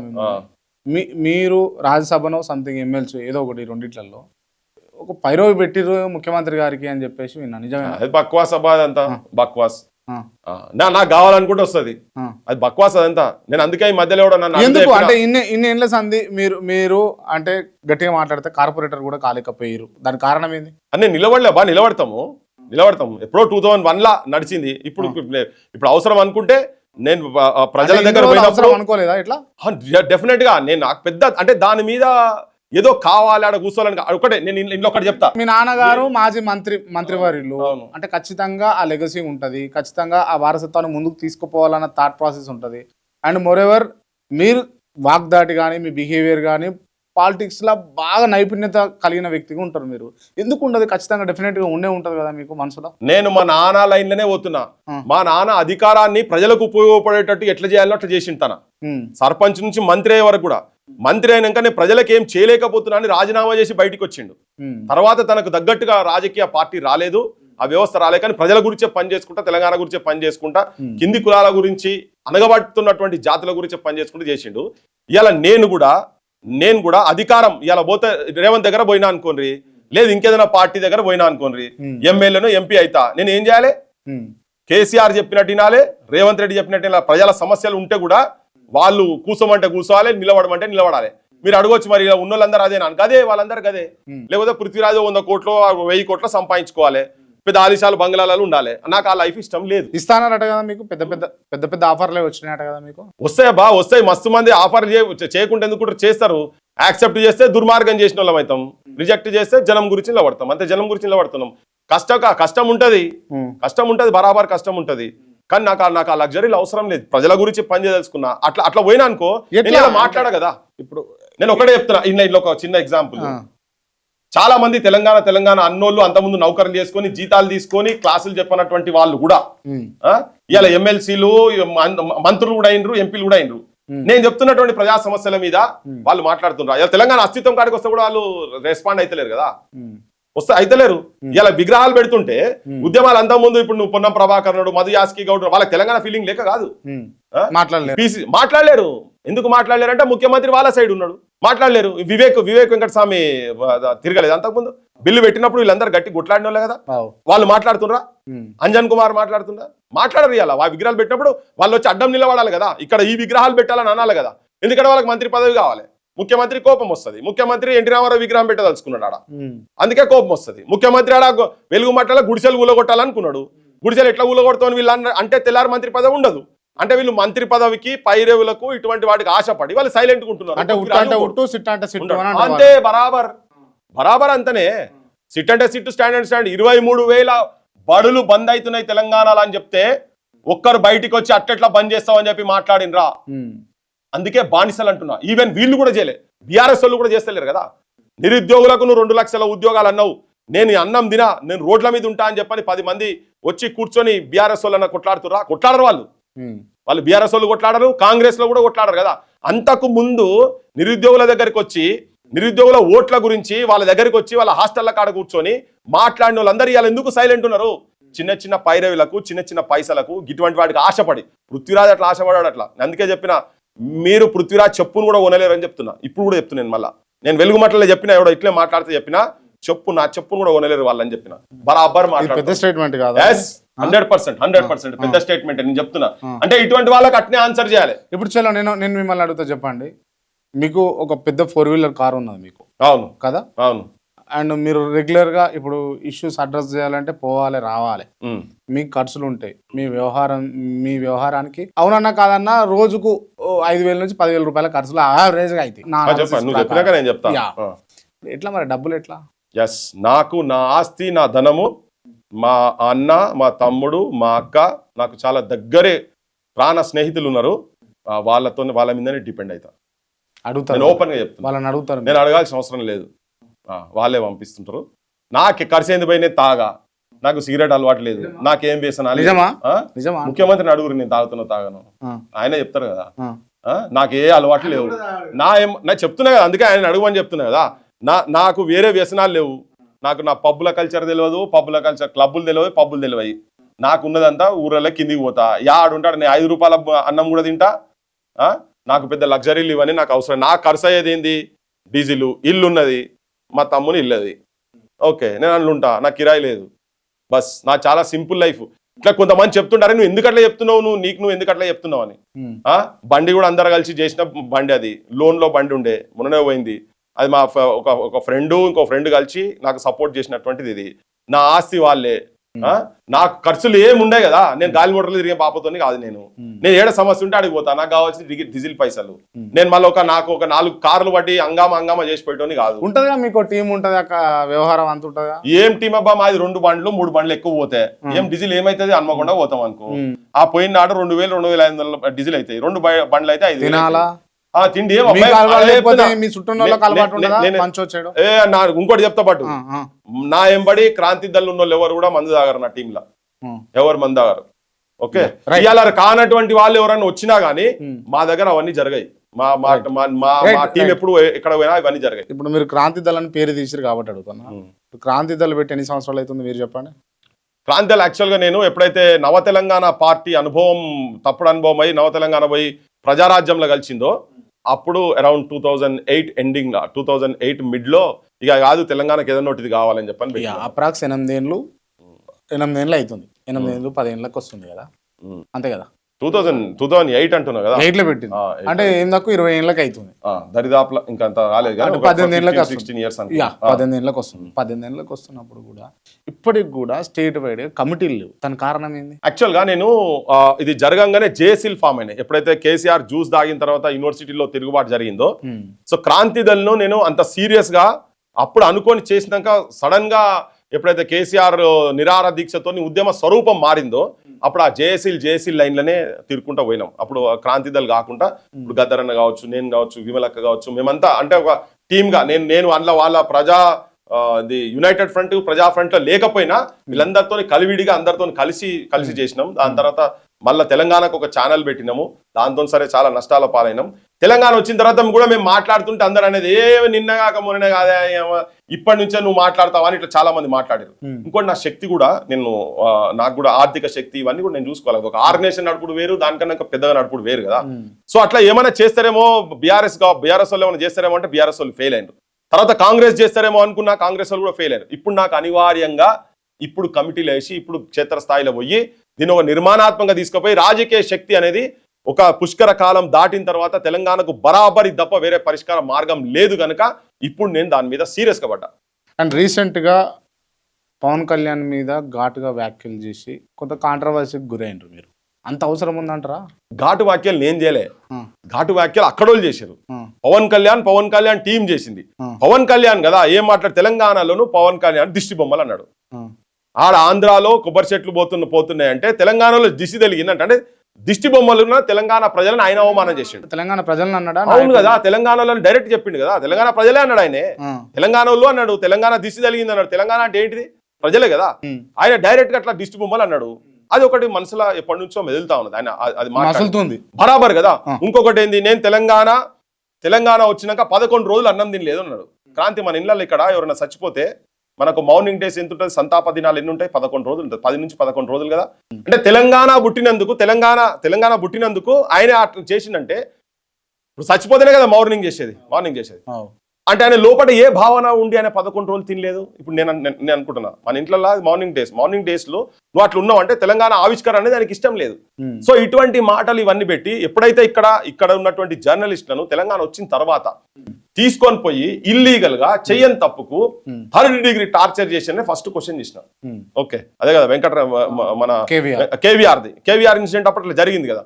అప్పుడేమో కర్నూలు పోలీసు వాళ్ళు, దాని తర్వాత మళ్ళీ ఒక దొంగ కేసు పెట్టి అనని మాటను అన్నట్టుగా ఒక బూత్ మాటను యాడ్ చేసి అది చూపిమని చెప్పినాం. మళ్ళా పోలీసు వాళ్ళు వచ్చి మళ్ళీ ఆయననే తీసుకుపోయి విజయనగరం తీసుకుపోయి ఎన్కౌంటర్ చేయాలనే ప్లాన్ నడుస్తున్నది అనే క్రమంలో అప్పుడు పోయి తిరగబడి చేసి తనని తప్పించినాం. ఇప్పటికీ బయటనే ఉన్నాడు ఆయన. ఈ 2 దంతాలు చూసిన తర్వాత ఎప్పుడైతే మళ్ళీ అగైన్ నాగేశ్వర్ సార్ స్టేట్మెంట్ ఇచ్చిన తర్వాత తనను మామూలుగా బూతులు కాదు కదా, ఆ బూతులతోటి తెలంగాణ పేరు చెప్పి కూడా తెలంగాణ అమ్మలను తెలంగాణ అక్కజెల్లెలను ఇంత గలీజ్ నేను చదివి నువ్వు చూపియలేవు. దీంట్లో మొత్తం తెలంగాణ అంటే వీళ్ళు అందరు వస్తారు, ఒక నాగేశ్వర తల్లిదండ్రులు వీళ్ళు కాదు. తెలంగాణ పేరు చెప్పి మీరు నిజాం దగ్గర మీ అమ్మలు మీ చెల్లెళ్ళు ఇట్లా ఆ టైప్ లో మాట్లాడి, అంటే ఇంట్లో తల్లులల్లా కేసీఆర్ తల్లి వస్తుంది, కిషన్ రెడ్డి గారి కుటుంబ సభ్యులు వస్తారు, కేటీఆర్ కుటుంబ సభ్యులు వస్తారు, కాంగ్రెస్ వాళ్ళ కుటుంబ సభ్యులు వస్తారు, అలా మంత్రులు ఉన్నటువంటి పెద్ద పెద్ద వాళ్ళ కుటుంబ సభ్యులు వస్తారు. తెలంగాణ పేరు చెప్పినాక నా కుటుంబ సభ్యులు కూడా వస్తారు. పెద్ద పెద్దోళ్ళు తెలంగాణలో ఎవరెవరు ఉన్నారో జడ్జిలు అయినటువంటి వాళ్ళు కావచ్చు, ఇలా టాప్ లీడర్స్ కావచ్చు, ఎందుకు అప్లై చేస్తారు మీరు ఇట్లా? తెలంగాణ అనే పదం వాడినరు, తెలంగాణ పదం వాడిరు, తెలంగాణ ఆడోళ్ళు, తెలంగాణ మహిళలు, ఇట్లా ఇవి చెప్పుకుంటా ఈ పదాలు వాడిన తర్వాత మరి తెలంగాణ వాళ్ళు అంటే వాళ్ళందరూ వస్తారు కదా. నేను ఆపాదించడం నేను కావాలని చెప్తలేను. నేను ఎందుకు నాకు మండింది కూడా ఎక్కడ అంటే, అరే నువ్వు ఆయనతో నీకేమైనా అభిప్రాయ భేదాలుంటే అభిప్రాయ భేదాల వరకు పరిమితంగా అన్రి. నా తెలంగాణ అమ్మాలని ఎట్లా తిడతావు నువ్వు? ఆత్మాభిమానం ఉన్నది కాబట్టి తిరగబడ్డా, అందుకే రౌండ్ టేబుల్ పెట్టినాము. రైట్, ఓకే, రౌండ్ టేబుల్ పెట్టారు, అయిపోయింది. దాని తర్వాత మీరు ఒక క్రమంలో ఒక మీడియాతో మాట్లాడుతూ పవన్ కళ్యాణ్ వాళ్ళ అమ్ముందా చచ్చిపోయిందా అని అంటారు. ఇది నేను ఒకటి క్లియర్ చెప్తా. యాక్చువల్ గా నేను అది మాట్లాడే క్రమంలో వాళ్ళ తల్లి ఉందో లేదో నాకు తెలియదు. తల్లి ఉండేది ఉంటే తల్లి దగ్గరికి పోయి చూపి ఈ మెసేజ్లు అని చెప్పే క్రమంలో మాట్లాడింది అది. నేను వాళ్ళ తల్లిని అవమానపరిచే కుసంస్కారం లేదు నాకు. అది తప్పు. అది కావాలని నేను పృథ్వీరాజ్ అంటోడు లేడు కాబట్టి దాన్ని అక్కడ మటుకు బిట్టు కట్ చేసి పెట్టిండ్రు. వాళ్ళ అమ్మ ఉండేది ఉంటే వాళ్ళ అమ్మకు చూపియండి, లేకుంటే వాళ్ళ వదినకు చూపియండి, చిరంజీవి గారి భార్యకు చూపియండి, లేదు నాగబాబు వాళ్ళ భార్యకు చూపియండి, లేదు రామ్ చరణ్ భార్యకు చూపియండి. వాళ్ళ తల్లకు చూపిస్తే వాళ్ళే చెప్పుతో కొడతారు ఆ మెసేజ్ చూస్తే అని చెప్పిన. అది నేను ఇప్పటికి కూడా right correct correct. Pawan Kalyan Sena, Pawan Kalyan ఎక్కడ కూడా ఆ మెసేజ్లు పెట్టకని చెప్పి ఖండించలేదు. పవన్ కళ్యాణ్ సైన్యం వచ్చి ఇక్కడ ముండా కొడుకులు అనే పదం వాడిండ్రు. ప్రెస్ మీట్ పెట్టి, జనసేన ప్రెస్ మీట్ పెట్టి ముండా కొడుకులు, ఎవరు ముండా కొడుకులు పేర్లు తీసి, పాశం యాదగిరి గారి పేరు, నాగేశ్వర పేరు, నా పేరు తులసి చందు, అంటే మా అమ్మలు వాడు భాషన అదేనా మాట్లాడేది? వాళ్ళను ప్రెస్ మీట్ లో ఆయన June 2 రోజు వెనుక పెట్టుకొని ఆయన మాట్లాడతాడు. మరి చెప్పాలి కదా, నా ఓన్లీ తప్పుడు భాష మాట్లాడిండు అని చెప్పని మాట్లాడాలా లేదా? చెప్పాలి కదా. నీ క్యాడర్ కు నువ్వు విజ్ఞప్తి చేయాలి కదా. ఇప్పటిదాకా చేయలే కాబట్టికే మీరు అంటున్నా చెప్తున్నా, బరాబర్ పవన్ కళ్యాణ్ సైగల మీదనే నడుస్తున్నది. ఇది ఆయన భూత పురాణం మొత్తం ఆయన సైగల మీద నడుస్తుంది. రైట్, ఇది యాక్సెప్టెడ్, దీన్ని నేను కాదంటలేను. కాకపోతే ఆయన చెప్పేది ఉండే ఇక్కడ. ఇంకొకటి కూడా చెప్తున్నా నేను ఇక్కడ, యూనివర్సిటీ పిల్లలను ఎవరు మాట్లాడితే, జర్నలిస్టులను ఎవరు మాట్లాడినా గానీ వాళ్లకు 1 టైం స్టిక్కర్లు వచ్చేటి బూత్ బొమ్మలు పెట్టి వాళ్ళకు పంపించి డేట్లు పెట్టి ఇంత రోజుల్లో పట మిమ్మల్ని రేపులు చేస్తామని చెప్పి మాట్లాడుతుంటే, అక్కడ తెలంగాణ పదం వాడుకుంటా మాట్లాడుతుంటే మాకు ఆత్మగౌరవం లేదా? మా చెల్లెలను మా అక్కలను తింటే మాకు పౌరుషం రాదా? నువ్వు సినిమాల డైలాగులు కొడతావు కావచ్చు, మేము నిజ జీవితంలో బతుకుతున్నాం ఇక్కడ. ఆ భాష మాకు రాదు. అందుకనే పవన్ కళ్యాణ్ అందులో బరాబరైన పాత్ర ఉందని చెప్తున్నా నేను. ఇప్పటిదాకా ఖండించలే, ఇప్పటిదాకా వాళ్ళకు చెప్పలే మీరు ఈ బూతు మాటలు మాట్లాడకని. ఈవెన్ నేను చంద్రబాబు నాయుడు గారికి కూడా నేను విజ్ఞప్తి చేసిన. ఆయన కూడా ఏం చెప్పినా అంటే, మీ భార్య నీ కొడుకు పుట్టుక గురించి నీ భార్య మీద అక్కడ ఒక ఎమ్మెల్యే గలీజ్ మాటలు మాట్లాడితే మాకు కూడా బాధ అనిపించింది చాలా. అరే ఇంత నీచంగా మాట్లాడతారా వాళ్ళ గురించి, ఒక తల్లి మీద అట్లా మాట్లాడతారా, ఒకరి భార్య గురించి అట్లా మాట్లాడతారా? నువ్వు కూడా ఎప్పుడు ఇట్లా గట్టిగా గంభీరంగా ఉండేటువంటి వ్యక్తివి ప్రెస్ కాన్ఫరెన్స్ లో నువ్వు బోర్న ఏడిస్తే మాకు కూడా బాధ అనిపించింది. ఇలా మా తల్లులను మా అక్కజల్లు అంటున్నారు, నువ్వేం రెస్పాండ్ అవుతావు దీనికి అని. కేసులు పెట్టాలా వాళ్ళ మీద అని చెప్పాను. రెస్పాండ్ అయిండు చంద్రబాబు నాయుడు, రెస్పాండ్ అయిండు. అయ్యి అట్లా మెసేజ్ మీరు పెట్టొద్దని డైరెక్ట్ అనలేదు, కానీ ఇండైరెక్ట్ గా రెస్పాండ్ అయిండు. మీరు ఒక్కొక్కరు ఇట్లా సైట్లలో పెట్టుకుని 5-6 ఫేక్ అకౌంట్లు క్రియేట్ చేసి మీరు ఇట్లా మెసేజ్ పెట్టకండి. మీకు తల్లులు మీకు అక్కజల్లు ఉండకపోవచ్చు, మాకున్నారు, బీ కేర్ఫుల్ అని చెప్పని ఆయన చెప్పిండు. కానీ పవన్ కళ్యాణ్ స్ట్రైట్ గా మాట్లాడలే. ఈయన కూడా చంద్రబాబు నాయుడు గారు కూడా నేను విజ్ఞప్తి చేసేది ఏంటంటే, ఇవన్నీ మా దగ్గరకు వస్తున్నాయి కదా, వీళ్ళందరి మీద మీరు కేసులు పెట్టండి. ఇప్పుడు మా దగ్గర జర్నలిస్ట్ ను అనని మాట అన్నట్టుగా రాజ్యాంగం తిట్టినట్టుగా నువ్వు ఎట్లయితే కేసులు పెట్టినావో, ఇలా నిజంగా మొత్తం ఉన్నాయి ఇవన్నీ, వీళ్ళ మీద మీరు కేసులు పెడతారా పెట్టరా? నేను ఇది రగులుతున్నది మొత్తం డేటా తీస్తున్నాం, ఇవన్నీ తీసుకుపోతాం, అన్ని పార్టీల దగ్గర పోతాం చెప్తాం, ఇంటరా వాళ్ళు కేసులు పెడతారా ఏం చేస్తామో చూస్తాం, పెట్టకుంటే ఎట్లా తేల్చాలో అట్లా తెస్తాం. కానీ కట్ చేస్తే మీరు మళ్ళా తెల్లారి ప్రెస్ మీట్ పెట్టించారు. మీరు కొంతమంది అమరవీరుల కుటుంబాలకు సంబంధించినటువంటి వ్యక్తులు కావచ్చు, ఒక మహిళ కూడా వచ్చింది కదా, ఎందుకు అంత ఆ లెవెల్లో అగ్రెసివ్గా పోవాల్సి వచ్చింది వాళ్ళు? నేను ఒక మాట ఏంటండి, అన్నిటికన్నా టాప్ వర్డ్ భూమి మీద అంటే యుద్ధాలు జరుగుతాయి, కొట్లాటలు జరుగుతాయి, హత్యలు జరుగుతాయి. ఎట్లా హత్యలు జరుగుతాయి? మన ఇంట్లోలను బూతులు తిట్టినప్పుడు జరుగుతాయి. నీ పంచాయతీలలో 90% దెబ్బ కొడితే ఏం కాదు, బూతులు తిడితే పడుతుంది. అదే బూత్ ఎవరైతే నేను కేవీఆర్ అన్న నన్ను సత్యదాకా కొట్టినా నాకేం కాకపోగాని తెలంగాణలో అమ్మలను చెల్లెలను పట్టుకొని గలీజ్ బూతులు తిట్టిండ్రు అన్న అన్నాడు. అది నాకు కలిగినప్పుడు తర్వాత వాళ్ళ పార్టీ వాళ్ళు వచ్చి ముండా కొడుకులను తిట్టిన తర్వాత వాళ్ళు కొద్ది ఆవేశానికి వచ్చిండ్రు. ఒక కుటుంబాలు అరే ఇటువంటి వాళ్ళని పట్టుకొని మీరు అంటారా అని చెప్పని ఒక అమరుని కుటుంబంకి వెళ్ళి వచ్చిండ్రు, ఇద్దరు వచ్చిండ్రు. ఫస్ట్ మొట్టమొదటి చచ్చిపోయినటువంటి ప్రవీణ్ నాయక్ వాళ్ళ అన్న వచ్చిండు, తర్వాత ఇంకొక మహిళ, ఇద్దరు పూలమ్మ ఇద్దరు కలిసి ఆడికి వచ్చిండ్రు. వచ్చినాక మాట్లాడే క్రమంలో నువ్వు ఎన్ని వేషాలు వేస్తావా అని ఫోటో తీసి ఇట్లా ముంగడ పెట్టంగానే మాల మహానాడు నాయకుడు వచ్చి ఆవేశానికి వచ్చి మా ఊళ్ళని అట్లా అంటావా నువ్వు, ఇదా నీ సంస్కారం అని చెప్పి చెప్పు తీసుకొట్టిండు. ఓకే, అంటే ఆల్రెడీ ఆ ఫోటో కూడా అంటే ప్రిపేర్డ్ గా ఏదో అవునా బాట్ ఆమె డ్రెస్ వేసుకొని తీసుకొని వచ్చిర్రు, వాళ్ళు డ్రెస్ వేసుకొని తీసుకొని వచ్చిర్రు మాట్లాడినరు. మాట్లాడే క్రమంలో ఆవేశానికి వచ్చి తలిగింది అది. నువ్వు ఇట్లా వేషాలు వేయకు, నువ్వు అక్కడ వేసాం ఇక్కడ వేసాం పగటి వేసాగాని లేక వేషాలు వేయక అనే ఆలోచనతో వాళ్ళ బొమ్మ తీసుకొని వచ్చిర్రు ఆడికి. తీసుకొచ్చినాక జరిగినాక ఏం పెట్టిరు, తాగి వచ్చి చేసిండ్రు అని మాట్లాడారు. మరి వీళ్ళు డ్రగ్స్ తీసుకొని మాట్లాడినరా? ఎవరు కుటుంబం, అమరుల కుటుంబం అని తెలిసి కూడా వాళ్ళతోటి దుష్ప్రచారం చేయించే ప్రయత్నం, వాళ్ళ మీద వాళ్ళ క్యారెక్టర్ అసాసిన్ చేసే మీద గలీజ్ గా నానా బూతులు తిట్టి పెట్టిరు. అవి నేను చెప్ప వశం గాని కథ, అసలు ఇంత దుర్మార్గంగా మాటలు మాట్లాడతారా వీళ్ళని చెప్పని. మరి దాని మీద నువ్వు అట్లా అన్నప్పుడు నీకు దాని మీద ఇట్లయితే మరి ఈడ 100 మంది చచ్చిపోయారు కదా మీరు చేసిన కథలకు. తెలంగాణ జనం 100 మంది చచ్చిపోయారు కదా, మరి మిమ్మల్ని ఎన్నిసార్లు మేము దూషించాలి? ఎన్నిసార్లు తెలంగాణ ఉద్యమాన్ని అవమానించారు మీరు? ఎన్నిసార్లు సావులని ఇవన్నీ ఉట్టి అని అప్పుడు అన్నారు, మళ్ళీ కూడా అన్నారు కదా, మొన్న కూడా అన్నారు కదా, అన్నారు. మళ్ళీ ఆయననే చెప్తాడు 1200 మంది త్యాగం చేసిరు అని చెప్పని మళ్ళీ ఆయననే మాట్లాడతారు. అది ఏం నోరో నాకు అర్థమే కదా. పవన్ కళ్యాణ్ ఏం మాట్లాడతారు ఏందో నాకు అర్థమైతే లేదు. ఇన్ని త్యాగాలు ఎందుకు? వీళ్ళు చేయబట్టే కదా, ఇటువంటి వాళ్ళు చేయబట్టే కదా, ఇటువంటి వాళ్ళు తెలంగాణను అడ్డుకుంటారు కాబట్టి కదా. పవన్ కళ్యాణ్ లాంటి వాళ్ళు తెలంగాణ అడ్డుకున్నారు. ముంగడి చెప్పొచ్చు, ముంగడికి మస్తుగా చెప్పిరు, కానీ వెనుక చేయాల్సినన్ని చేసిరు వాళ్ళు, ఇయ్యాలకి చేస్తారు కదా. నేను గద్దరన్నకు కారు కొనిచ్చింది నేనే, అంటే కారు అడిగాడు తిరగనీకి లేదు తమ్మి అని అంటే కారు 2 రోజులలో కారు ఇప్పించిన, మంచికి చెడుకి నా దగ్గరకు వస్తుండే. అండ్ ఈవెన్ దో గద్దర్ కూడా చాలా సందర్భాలలో కొన్ని ఇంటర్వ్యూలలో కూడా చెప్తాడు, నేను ఈ ప్రపంచంలో ఎవరి దగ్గర మొమ్మాట పడకుండా డబ్బులు తీసుకుంటే జోలకించానంటే అది పవన్ కళ్యాణ్ గారి దగ్గరనే తీసుకుంటానని అది గద్దర్ అంటాడు. ఆ మాట చాలా మందికి గద్దరన్నతోని ఆ సాన్నిధ్యం ఉండే. గద్దరన్నతోటి కారు కొనిచ్చిన అంటే నేను అడుగుతున్నా స్ట్రైట్ క్రాంతి మన ప్రోగ్రామ్ తో అడుగుతున్నా, ఏ అకౌంట్లకు వెళ్ళి ఏ బ్యాంకులకు ఎవరి పేరు మీద నీ పేరు మీద నువ్వు కారు కొనిచ్చినావు కదా, నువ్వు ఏ అకౌంట్లకు వెళ్ళి ఎటు ట్రాన్స్ఫర్ చేసినావు, ఎక్కడ ఇన్కమ్ ట్యాక్స్ లో చూపించినావు గద్దరన్న కారు కొనిచ్చింది అనేది నువ్వు నాకు చెప్పాలి ఫస్ట్ ప్రజలకు. ఆయన సామాన్యమైన మాట మాట్లాడలే, సామాన్యమైన వ్యక్తి గురించి మాట్లాడలే, సామాన్యమైన అంశం గురించి మాట్లాడలే, ఆయన గద్దరన్న గురించి మాట్లాడుతుండు. సో నీకు ఆ బ్యాంక్ అకౌంట్ చూపించాలి, నువ్వు నిజంగా కొనిచ్చినవి అయితే అవి చూపించాలి. తర్వాత నీకు ఆయన చెప్పుకుంటే ఏం చెప్పిండంటే అసలు గద్దరన్న కాల్చిన కాడికెళ్ళి చచ్చిపోయే వరకు ఆయనే ఉన్నట్టుగా మాట్లాడిండు. ఈయనకు కాల్చినప్పుడు ఈయనకు సంబంధం లేదు, ఈయన పరిచయం అయిందే 2001 అనేది సినిమా వచ్చినప్పుడు పరిచయం అండి అని చెప్పిండు. ఓకే, ఇప్పుడు పరిచయాలతో అది కూడా ఈయనకు అది చాలా వేరే ఉన్నాయి, చాలా మంది చెప్పిరు కూడా. ఏంది ఈయనకు పరిటాల రవితోటి ప్రమాదం ఉండే కాబట్టే పరిటాల రవితోటి ఎట్లా రక్షింపబడాలంటే గద్దరన్న చెప్తే ఇంటడనే దానితోటి ఆయన వచ్చిండు. కానీ ప్రజలకు కూడా అర్థమైంది ఏంటంటే అరే గాయనకు ఒకవేళ నువ్వు ఇచ్చినా కానీ, నేను అంటున్నా ఇయ్యలేదంటున్నా, ఒకవేళ ఇచ్చినా కానీ నువ్వు అది గీ టైంలో గిప్పుడు చెప్పుకున్నట్టే నేను ఎంత సంస్కారవంతుడో అది జనానికి మొత్తం అర్థమైంది. ఇంకోటి చెప్తున్నా, అగర్ నువ్వు ప్రూవ్ చేసినావు అనుకో, నిజంగా నీ అకౌంట్లోకి వెళ్ళి పోయి ప్రూవ్ చేసినావు అనుకో, ఒక్క 4 రోజులు అమీర్పేట్ చౌరస్తాలో అక్కడిక్కడ చేసి గద్దరన్నకు పవన్ కళ్యాణ్ కారు కొనిచ్చినటాన్ని భిక్షాటన చేసి నీ పైసలు రిటర్న్ ఇవ్వకపోతే చూడు, నువ్వు ఏ అకౌంట్లోకి వెళ్ళి ఇచ్చినావో ఆ అకౌంట్లకు పైసలు ఇవ్వకపోతే చూడు పవన్ కళ్యాణ్, నువ్వు ఆ మాట అన్నావు కదా, అది మీరు ఇట్లా మాట్లాడు కరెక్ట్ కాదు అని చెప్పి మా వెన్నెల మాట్లాడితే వెన్నెలకు DNA టెస్ట్ చేయించాలనే దుష్ప్రచారం చేయించినటువంటి దుర్మార్గులు వీళ్ళు. అది పవన్ కళ్యాణ్ చేయలే అనుకో, అరే ఎవడరా వాడు చేసిందని మన బుక్కల వారేయాలి. ఎందుకంటే నేను ఉప ముఖ్యమంత్రి ఆడ వాళ్ళు చేపించి ఎవడైతే మెసేజ్ పెట్టిండో వాళ్ళని చేపించాలి కాబట్టి ఇది పవన్ కళ్యాణే చేపిస్తున్నాడు. నేను క్లియర్ కట్గా చెప్తున్నా, పవన్ కళ్యాణే గద్దరన్న కుటుంబం మీద కూడా వదులుతలేరు. అంత అక్కస్ ఏమున్నది పవన్ కళ్యాణ్ కు? తెలంగాణ మీద, హైదరాబాద్ మీద వాళ్ళకు ఆశ. హైదరాబాద్ వాళ్ళకి కావాల్సింది హైదరాబాద్.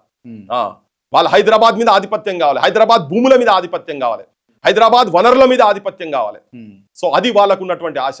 వాళ్ళు బతికొచ్చినట్టుకు వచ్చి ఇక్కడ ఏది, నేను అందరి గురించి చెప్తలేను, మళ్ళీ పవన్ కళ్యాణ్ అసంటోళ్ళ గురించి ఇక్కడ ప్రజలకు, సామాన్యమైన ప్రజలకు, తెలంగాణ వాళ్ళకు ఎవరికి ఎక్కడ కూడా ఇంత కూడా గెట్టు పంచాయతీ లేదు, గూడ పంచాయతీ లేదు, మాట పంచాయతీ కూడా లేదు, ఏ పంచాయతీ లేదు. అందరు కలివిడిగా కలిసి మంచిగా ఉన్నాం కదా. ఇటువంటి వాళ్ళు వచ్చి విద్వేషాలు రెచ్చగొట్టి ఉగ్రవాదులని మాట్లాడుతున్నాడు. అసలు ఉగ్రవాది పవన్ కళ్యాణ్. పవన్ కళ్యాణే ఉగ్రవాదుల భాషలు చెప్పి ఎక్కడ కొట్లాడైంది క్రాంతి? ఎక్కడైనా కొట్లాడైందా? తెలంగాణ ఆంధ్రోలకు ఎక్కడైనా కొట్లాడైందా? అంత భీకరమైన యుద్ధం జరిగితే ఎవరు పోయి ఒక మానవ బాంబై పోయి లగడపాటినో కావురినో సంపలే, ఎవరు చంద్రబాబును ఎవరు సంపలే కదా, ఏ చిరంజీవి ఇంటికి పోయి సంపలే కదా, నువ్వు వ్యతిరేకిస్తున్నటువంటి వాళ్ళ ఇళ్ళకి ఎవరి దగ్గర పోయి చేయలే కదా, వాళ్ళు వాళ్ళ తలువును సంపేసుకున్నారు కదా. ఇయ్యాలని కూడా అట్లా నెత్తి తిరిగేది ఉంటే వాళ్ళు తిరుగుతారు ఈ భూమి మీద? నేను చెప్తలేము అట్లా, అది కరెక్ట్ కాదు కూడా. అయినా కానీ దుష్ప్రచారం చేసి విభజన ఎట్లయితే జరిగిందో అది మాకు అట్లా అది కరెక్ట్ కానుండే. అంటే ఇలా మా విభజనకు 340 మంది ఓట్లు వేసినటువంటి వాళ్ళందరినీ అవమానిస్తున్నావా? నువ్వు పార్లమెంట్ అవమానిస్తున్నావా? అంత పెద్దోనివా నువ్వు? నీకు అంత సోయినోనివా? సింపుల్ మెజారిటీ 272 మంది. నీ బీజేపీ పార్టీ ఇప్పటికి బీజేపీ నువ్వు బీజేపీలు ఉండుకుంటూనే తెలంగాణ మీద కాంగ్రెస్ తిట్టుకుంటే అక్కసు చెప్తున్నావు కదా. మరి ఆ బీజేపీ కూడా ఉన్నది కదా అందులో. మరి మా సుష్మా స్వరాజ్ చిన్నమ్మ అని చెప్తున్నాం కదా, ఇక్కడ పెద్దమ్మ సోనియా గాంధీ, చిన్నమ్మ ఈమె మీరా కుమారు, సుష్మా స్వరాజ్ గారు, మీరా కుమారు, తర్వాత మాయావతి, నలుగురు కదా భీష్మించుకొని నారీ శక్తులు కూర్చుంటాయి కదా. ఇదైంది అంటే పార్లమెంట్ లో అవమానిస్తాను. నీ లగడపాటి రాజగోపాల్ కదా పెప్పర్ స్ప్రే ఎవరేసిండ్రు, ఆయన మీద కేసు పెట్టిండ్రా? పెట్టాలి కదా. పార్లమెంట్ అవమానించింది కదా, పార్లమెంట్ చరిత్రలో జరగలేదు కదా. ఇయాలంటే విభజన కరెక్ట్ లేదండి. మీరు మొత్తము మీ ఆస్తుల గురించి, మీ కబ్జాల దందాలు చేసేందుకు మీరు రెచ్చగొడుతున్నారు తెలంగాణ ప్రజలను. ఒకటే నేను ఏమంటున్నా అంటే, నువ్వు ఉప ముఖ్యమంత్రి అక్కడ ఉన్నావు కదా, నువ్వు స్పెషల్ స్టేటస్ పెట్టిరు కదా, స్పెషల్ స్టేటస్ తెచ్చుకున్నావా? మోడీ నీ దగ్గరికి ఇంటికి వస్తాడు, నిన్ను కలుస్తాడు, నీకు జ్వరం వస్తే చూస్తాడు, నీకేమైనా రోగం వస్తే చూస్తాడు, చంద్రబాబు నాయుడు గారి దగ్గర కూడా పోతాడు. మరి మీకు మోడీతో ఆంధ్ర ప్రజలకు స్పెషల్ స్టేటస్ తెచ్చుకునేటువంటి లేదా? మీకు అమ్ముడు పోయారు మీరు. ఆంధ్ర ప్రజలు కూడా చెప్తున్నాను నేను, పవన్ కళ్యాణ్ అవుట్ రైట్ అక్కడ అమ్ముడు పోయి ఉన్నాడు. ఆయన ఆస్తులు సంపాదించుకున్నందుకు, ఢిల్లీలో ఆస్తులు సంపాదించుకున్నందుకు చేస్తున్న ప్రయత్నం. మన ముంగడికి వచ్చి మాత్రం డైలాగులు కొడుతుంటాడు ఆయన. మరి ఇది ఆంధ్ర ప్రజలకు ఏంటంటే, ఈయనకు మన మీద, మన ప్రజల మీద, అక్కడి ప్రజల మీద ఆశ కన్నా ఎక్కువ ఆస్తుల మీద, పదవుల మీద ఆయనకు ఎక్కువ ఉన్నదని చెప్తున్నాను నేను. అందుకే ఈ శనివారం ఆస్తుల మీద, పదవుల మీద ఉండుంటే అడ్వర్టైజ్మెంట్లు చేసుకున్నా వస్తాయి, కానీ ఇప్పటిదాకా అడ్వర్టైజ్మెంటే చేయలే ఆయన. దేనికి? ఆయన సినిమాల అడ్వర్టైజ్మెంట్లు కావా? ఇప్పుడు మాట్లాడుతున్నా, ఇప్పుడు నేను ఒకటే సాఫ్ గా జరుగుతున్న దాంట్లో జూన్ 2వ తారీఖు వచ్చి ఇప్పుడు ఆయన మాట్లాడుతున్నాడు, నాకు పర్మిషన్ ఇవ్వలేదు, భారతదేశం ఎక్కడన్నా పోతాను. ఎవడొద్దని ఆయన రాలేదా? ప్రతి శనివారం ఆదివారం వచ్చిపోతూనే ఉండే. ఎవడా పిండి తెలంగాణలో? కానీ జూన్ 2వ తారీఖు ఎందుకు వస్తున్నావు? మా దగ్గర పండగ జరుగుతుండే, నువ్వు పిండాకుడు పెడతందుకు వచ్చినావు ఇక్కడికి. తెలంగాణలో జూన్ 2 ఆవిర్భావ దినం నాడు కనీసం శుభాకాంక్షలు చెప్పినటువంటి సంస్కారం ఉందా నీకు? చెప్పినవా? నువ్వు నన్ను ఏడిపోనే నిన్ను ఎవరైనా అమరుల స్థూపం కాడి బోంగి ఎవడన్నా ఆపిండా? పృథ్వీరాజ్ వచ్చేవన్నా అడ్డు నిలబడ్డా? తలవారు పట్టుకుని వచ్చి తిప్పిండా? తుపాకి పట్టుకుని వస్తే కాలుస్తారా అన్నాడు? ఏమన్నా అసెంబ్లీ ముంగడు నువ్వు ఎట్లా వస్తారా అన్నాడు? ఎక్కడైనా నీకు లేదు మనసులో? అనరుగా ఎట్లా వస్తారా? చిత్తశుద్ధి లేని శివ పూజ లేలయా, ఆత్మశుద్ధి లేని ఆచారం అది ఎలా. ఈయనకు ఆత్మశుద్ధి లేదు, చిత్తశుద్ధి లేదు, మాట్లాడుతూ డైలాగులు రాయడు. నేనేమంటున్నా, 12 సంవత్సరాలు అయింది కదా తెలంగాణ వచ్చి. ఈ 12 సంవత్సరాలల్లా సంవత్సరానికి 365 రోజులు. ఈయనల్లా ఏ గంట, ఏ నిమిషము నిన్ను ఎవడా ఆపిండా? పృథ్వీరాజ్ వచ్చి అడ్డుకోలే కదా. ఎందుకు నువ్వు నివాళులు అర్పించలే? నీకు నిజంగా భక్తి ఉండేది ఉంటే. ఇవాళ మాట్లాడుతున్నావు 1200 మంది గురించి. ఎందుకు చేయలే? ఇవాళ కూడా ఇక్కడ వరంగల్లో ఎవరో దగ్గరకు పోతుంది కదా.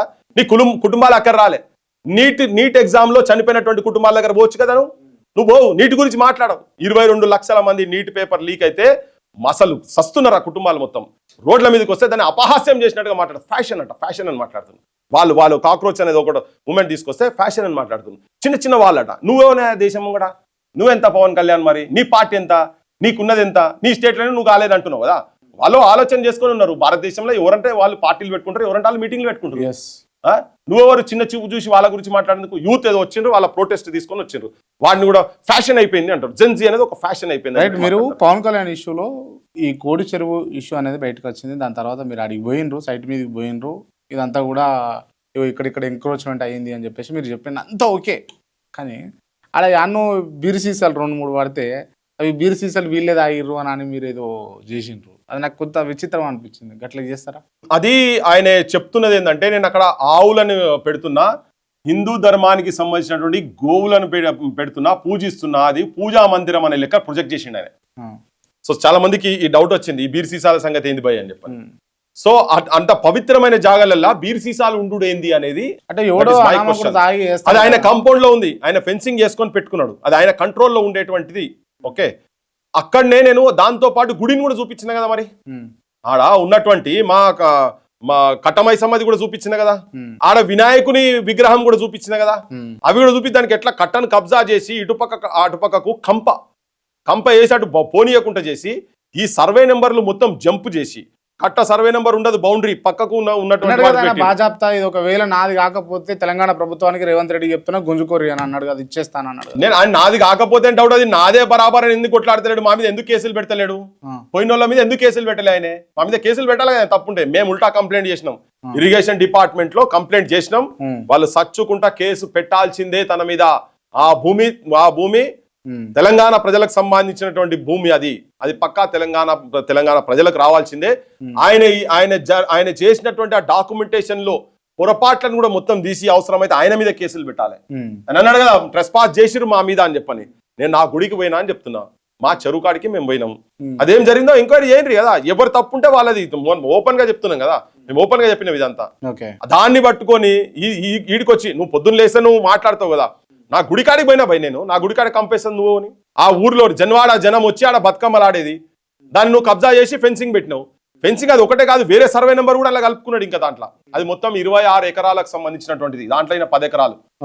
ఈ 26 ఎకరాలు కూడా మొత్తం బయటికి తీయాల్సిన అవసరం ఉన్నది. ఇప్పుడు రేవంత్ రెడ్డి పవన్ కళ్యాణ్ కలిసి లేరు అని అంటే దాని మీద ఎంక్వైరీ చేయాలి, బయట పెట్టాలి. మేము ఆల్రెడీ దీని మీద చాలా హోంవర్క్ చేసినాం. పవన్ కళ్యాణ్ జాగలకు మేము డైరెక్ట్ పవన్ కళ్యాణ్ ది జాగా అని చెప్పుకుంటే మేము డైరెక్ట్ ఆ జాగలకు పోయినామంటే మేము ఆ మాత్రం హోంవర్క్ చేసిపోలేదు అనుకుంటారా? ఇట్లా ప్రజలకు కూడా చెప్తున్నాను, ఇక్కడ ప్రజలకు అక్కడ ప్రజలకు. మేము మొత్తం దానిదంతా మొత్తం చిట్టపత్ర అంతా తీసిన తర్వాతనే దాని లోపలి పోయి దాన్ని బయటికి తీసినాం.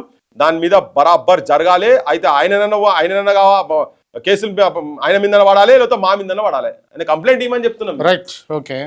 దీంతో పాటు ఇప్పుడు ఈయన ఏంటంటే, ఈయన బీజేపీతోని కలిసి ఉండి నీట్ పేపర్ల గురించి మాట్లాడకుండా, యువతరం గురించి మాట్లాడుకుంటా, ఢిల్లీలో కూర్చొని ఇప్పుడు ఈయన స్టార్ట్ చేసిన కాడికి వెళ్ళి ఈయన ఈ ఉగ్రవాదం అనే పదము, యాంటీ నేషనల్స్ అనే దాన్ని తీసుకొచ్చి ఈ డివిజన్ అనేది ప్రాపర్ గా జరగలేదని చెప్పుకుంటూ ఈ మధ్యలో అది ఒక ఫ్యాషన్ అయిపోయింది. ఇప్పుడు మొన్న కర్ణాటకకు సంబంధించినటువంటి సూర్య ఆయన కూడా ఏమన్నాడు, తెలంగాణ ఆంధ్రాను విడగొట్టింది ఇండియా పాకిస్తాన్ తోని పోల్చుకుంటూ చెప్పిండు. అంతకన్నా బ్రిటిషోడు చేసిన దానికన్నా ఘోరంగా చేసిండు వీళ్ళని అన్నాడు. నేను దానికి సూటుగా ఏం చెప్తున్నా అంటే, ఇండియా పాకిస్తాన్ జరిగినప్పుడు చాలా మందిని హిందువులను అక్కడికి వెళ్ళి అక్కడ ఉన్నటువంటి పాకిస్తాన్, కరాచీ, లాహోర్, రావల్పిండి ఆ జాగాలు ఉన్నటువంటి వాళ్ళు అక్కడి నుంచి ఇక్కడికి వస్తుంటే ఊచకోత కోసిరు. ఇది వాస్తవం, చరిత్ర. అది ఊచకోత మామూలు గోయలేదు. వ్యాన్లలో మొత్తం మొగోళ్ళను మొత్తం చంపేసి, వయసున్న ఆడోళ్ళను మొత్తం రేపులు చేసి నరికి కొంతమందిని వాళ్ళు అక్కడనే పెట్టుకొని ఇంత చేదు అనుభవాలతో జరిగిన దాంతో ఆంధ్ర తెలంగాణ విభజన, ఆంధ్రప్రదేశ్ విభజనను పోల్చి చెప్పడం అనుడు. దానికి పవన్ కళ్యాణ్ వత్తాసు వల్కుడు. పవన్ కళ్యాణ్ కూడా చెప్పిండు, ఒక వీడియోలో ఉన్నది ఆయన మాట్లాడిన దాంట్లో, మమ్మల్ని నిర్దాక్షిణ్యంగా కట్టు బట్టలతోటి తరిమిండ్రు అంటున్నాడు. ఎంతమందిని ఎవరు తరిమిండ్రు? నాకు ఒక 10 కుటుంబాలు చూపియండి పవన్ కళ్యాణ్ గారు. ఎందుకు విద్వేషాలు ఎందుకు రెచ్చగొడుతున్నావు? నువ్వు రెచ్చగొడుతున్నావు, పవన్ కళ్యాణ్ అంటే రెచ్చగొడుతున్నాడు. ఎక్కడ చేసుకుంటూ మాట్లాడుకుంటూ ఏమంటాడు, మనకు జాతీయవాదం లేదు, వీళ్ళు వేర్పాటువాదులు, దేశ ద్రోహులు అనే లెక్కలు మాట్లాడుతున్నాడు ఆయన. జనగణమన పాట ఇక రేపటి నుంచి వీళ్ళు వాడరు, వీళ్ళు ఇవన్నీ చెప్తున్నారు కదా. ఆయననే ఇంతకు ముందు ఆయనే మాట్లాడిండు ఏమని, అరే జనగణమన ఇప్పుడు మేము అంత కుటుంబ సభ్యులు అంతా కలిసి సినిమాలో పోతాం, అప్పుడు సినిమాలలో ఈ గేమ్ వాడాలని ఉండే కదా, ఉంటే అరే మా ఎందుకు నిలబడి మాట్లాడాలి, దేశభక్తి అంటే మేము ఆడ చూపించాలని. మేము సినిమా టాకీస్ కాదు, ఆడ పెట్టినా కానీ మేము పాడేటోళ్ళం. మేము దేశీయత గురించి, దేశ సమగ్రత గురించి మేము దాంట్లో ఉన్న మీరు ఇండియా పాకిస్తాన్ పెట్టి జనాన్ని విడగొట్టే రీతిలుగా ఇక్కడ కాదు ఢిల్లీకి పోయి కూడా ఢిల్లీలో కూడా అదే మాట మాట్లాడుతున్నాడు. ఆ ఇంగ్లీష్ మీడియా ముంగట తెలంగాణను చాలా చిన్న చూపు చూపించుకుంటా. నేను కూడా చెప్తున్నది అంటే బీజేపీ ఎంపీలకు ఇప్పుడు విభజన జరిగినప్పుడు బీజేపీ ఎంపీలున్నారు కదా, మరి మీకు ఇష్టం లేకుంటుందంటే పవన్ కళ్యాణ్ నువ్వు వాళ్ళని కూడా అను. మరి నువ్వు పొట్టి శ్రీరాములు మద్రాసుకి వెళ్ళి బయటకు వచ్చినప్పుడు అది నీ వేర్పాటువాదం కదా, నువ్వు పోయి ఆడ పోయి దండం పెట్టినావు కదా. మాకు అక్కడ అనగదొక్కబడుతున్నారని ఆయన ఏదో నినాదం తీసుకున్నాడు. మేము కూడా ఆంధ్ర పాలకులతో మేము కూడా అనగదొక్కబడుతున్నామని చెప్పని మా ప్రాంత విముక్తి గురించి మేము చెప్పినాం. ఇదే మనిషి నేను హిందీ ఎందుకు మాట్లాడాలి, ఉత్తర హిందుస్థాన్ వల్ల పెత్తనం మాకెందుకు, ఇక్కడ నార్త్ ఇండియన్ పెత్తనం నాకెందుకని మాట్లాడిండేవన్నీ ఈ మధ్య బాగా బయటకు వస్తున్నాయి కదా. అదే నోరుతో మళ్ళీ నువ్వు ఎట్లా మాట్లాడుతున్నావు నాకు అర్థం కాదు. నువ్వు కూడా హిందీ అను, ఆంధ్రప్రదేశ్లో హిందీ ఇంట్రొడ్యూస్ చేయి, తెలుగు తీసి పడేసాయి. మళ్ళీ అక్కడికి వచ్చిన తెలుగు, మరి తెలుగు ఎందుకే మరి మొత్తం మాకు కావాలి తెలుగు, మేము చూసుకుంటాం. నీకు వద్దు కదా, పో మరి ఉత్తర హిందుస్థాన్కి వెళ్ళి నీ భాష తీసుకొచ్చుకొని పెట్టుకో. ఇక్కడ వాళ్ళ ఆధిపత్యమే కానీ ఒకసారి అట్లా మాట్లాడతాడు, ఒకసారి ఇట్లా మాట్లాడతాడు. ఆయనకి ఏ దోస్తే అది అట్లా దానికి ఇష్టం వచ్చినట్టు. అయితే ఒక్కటేం చెప్తున్నామంటే నువ్వు తెలంగాణ ప్రజలను దేశ ద్రోహులని, ఉగ్రవాదులని చెప్పని ఇటువంటి పదాలు వాడుడు బంజై. నీ ఆంధ్రప్రదేశ్ ప్రజలు కూడా చూస్తున్నారు నువ్వు ఎవరిని రెచ్చగొడుతున్నావు, ఎవరిని యాంటీ నేషనల్, ఎవరిని యాంటీ సోషల్ ఎలిమెంట్స్ అంటున్నావో. నువ్వు అసలు ఫస్ట్ నువ్వు anti social anti national element first నువ్వు. ఎందుకంటే ఈ పదాలని నువ్వు వాడినావు. పృథ్వీరాజు తెలంగాణలో ఉన్నటువంటి వాళ్ళు ఎవరు అనలే మేము నేషనల్ యాంథమ్ మేము సినిమా థియేటర్లో వాడమని చెప్పి మేము అనలే. కానీ నువ్వు అట్లా చిత్రీకరించే ప్రయత్నం చేస్తున్నావు చూసినావా. ఇటువంటి వ్యక్తులు నిజంగా కూడా ఉగ్రవాదులు లెక్క ప్రజలు అనుకోవాలి. ఇటువంటి మాటలతోటి నేను చెప్తున్నా, ఇలా 100 సర్పాలు విష సర్పాల కన్నా ప్రమాదమైనటువంటి నోరు పవన్ కళ్యాణ్ నోరు జరుగుతున్నది ప్రస్తుత ప్రాంతంలో. క్లియర్ కట్ చెప్పదలుచుకున్నాను జనానికి. రైట్, పెట్టే సవాలే లేదు. ఇటువంటి వాళ్ళని ప్రజాక్షేత్రంలో ఎండగడతాం. ఓకే. సో మొత్తానికి ఇది పవన్ కళ్యాణ్ సంబంధించినటువంటి అంశం. మీరు మొన్న జరిగినటువంటి ఇప్పుడున్నటువంటి పరిస్థితులలో తెలంగాణ రాష్ట్రానికి ఏం కావాలి అని అంటే మీరేం చెప్తారు? ఫస్ట్ తెలంగాణ ఆత్మగౌరవంతో ఉండాలి. స్వయం పాలన నిజమైన తెలంగాణ వాదుల చేతులలో ఉండాలి. ఉంటే సమస్యలన్నీ పరిష్కరింపబడతాయి. పృథ్వీరాజ్ చేతులు ఉండాలంటారు అంతేనా? ఇటువంటి ఆలోచన తెలంగాణ సోయి ఉన్నటువంటి వాళ్ళ ఆలోచన చేతులలో ఉండాలని చెప్తున్నారు. అంటే మీరు పార్టీ పెడుతున్నారు, ఇందాక మాట్లాడినట్టుగా ఆలోచన ఉన్న వాళ్ళ చేతులలో ఉండాలని అంటున్నారు. మరి ఆలోచన మీకు ఉన్నది నా చేతిలో ఉండాలి అని మీరు అనుకుంటున్నారా? నేను ఏమంటున్నా, నా బోటి ఆలోచన. ఇప్పుడు నన్ను ఆల్రెడీ టార్గెట్ చేసిరట. అరే నువ్వు చాలా పెద్ద వాళ్ళతో పెట్టుకున్నారా, నేను 80% నేను ఖతం చేస్తారని. అరే నా ఆలోచన అయితే బతుకుతుంది భయ జనం లోపల. నాకు పెద్ద సైన్యం లేదు, నాకు పెద్ద సైన్యం లేదు.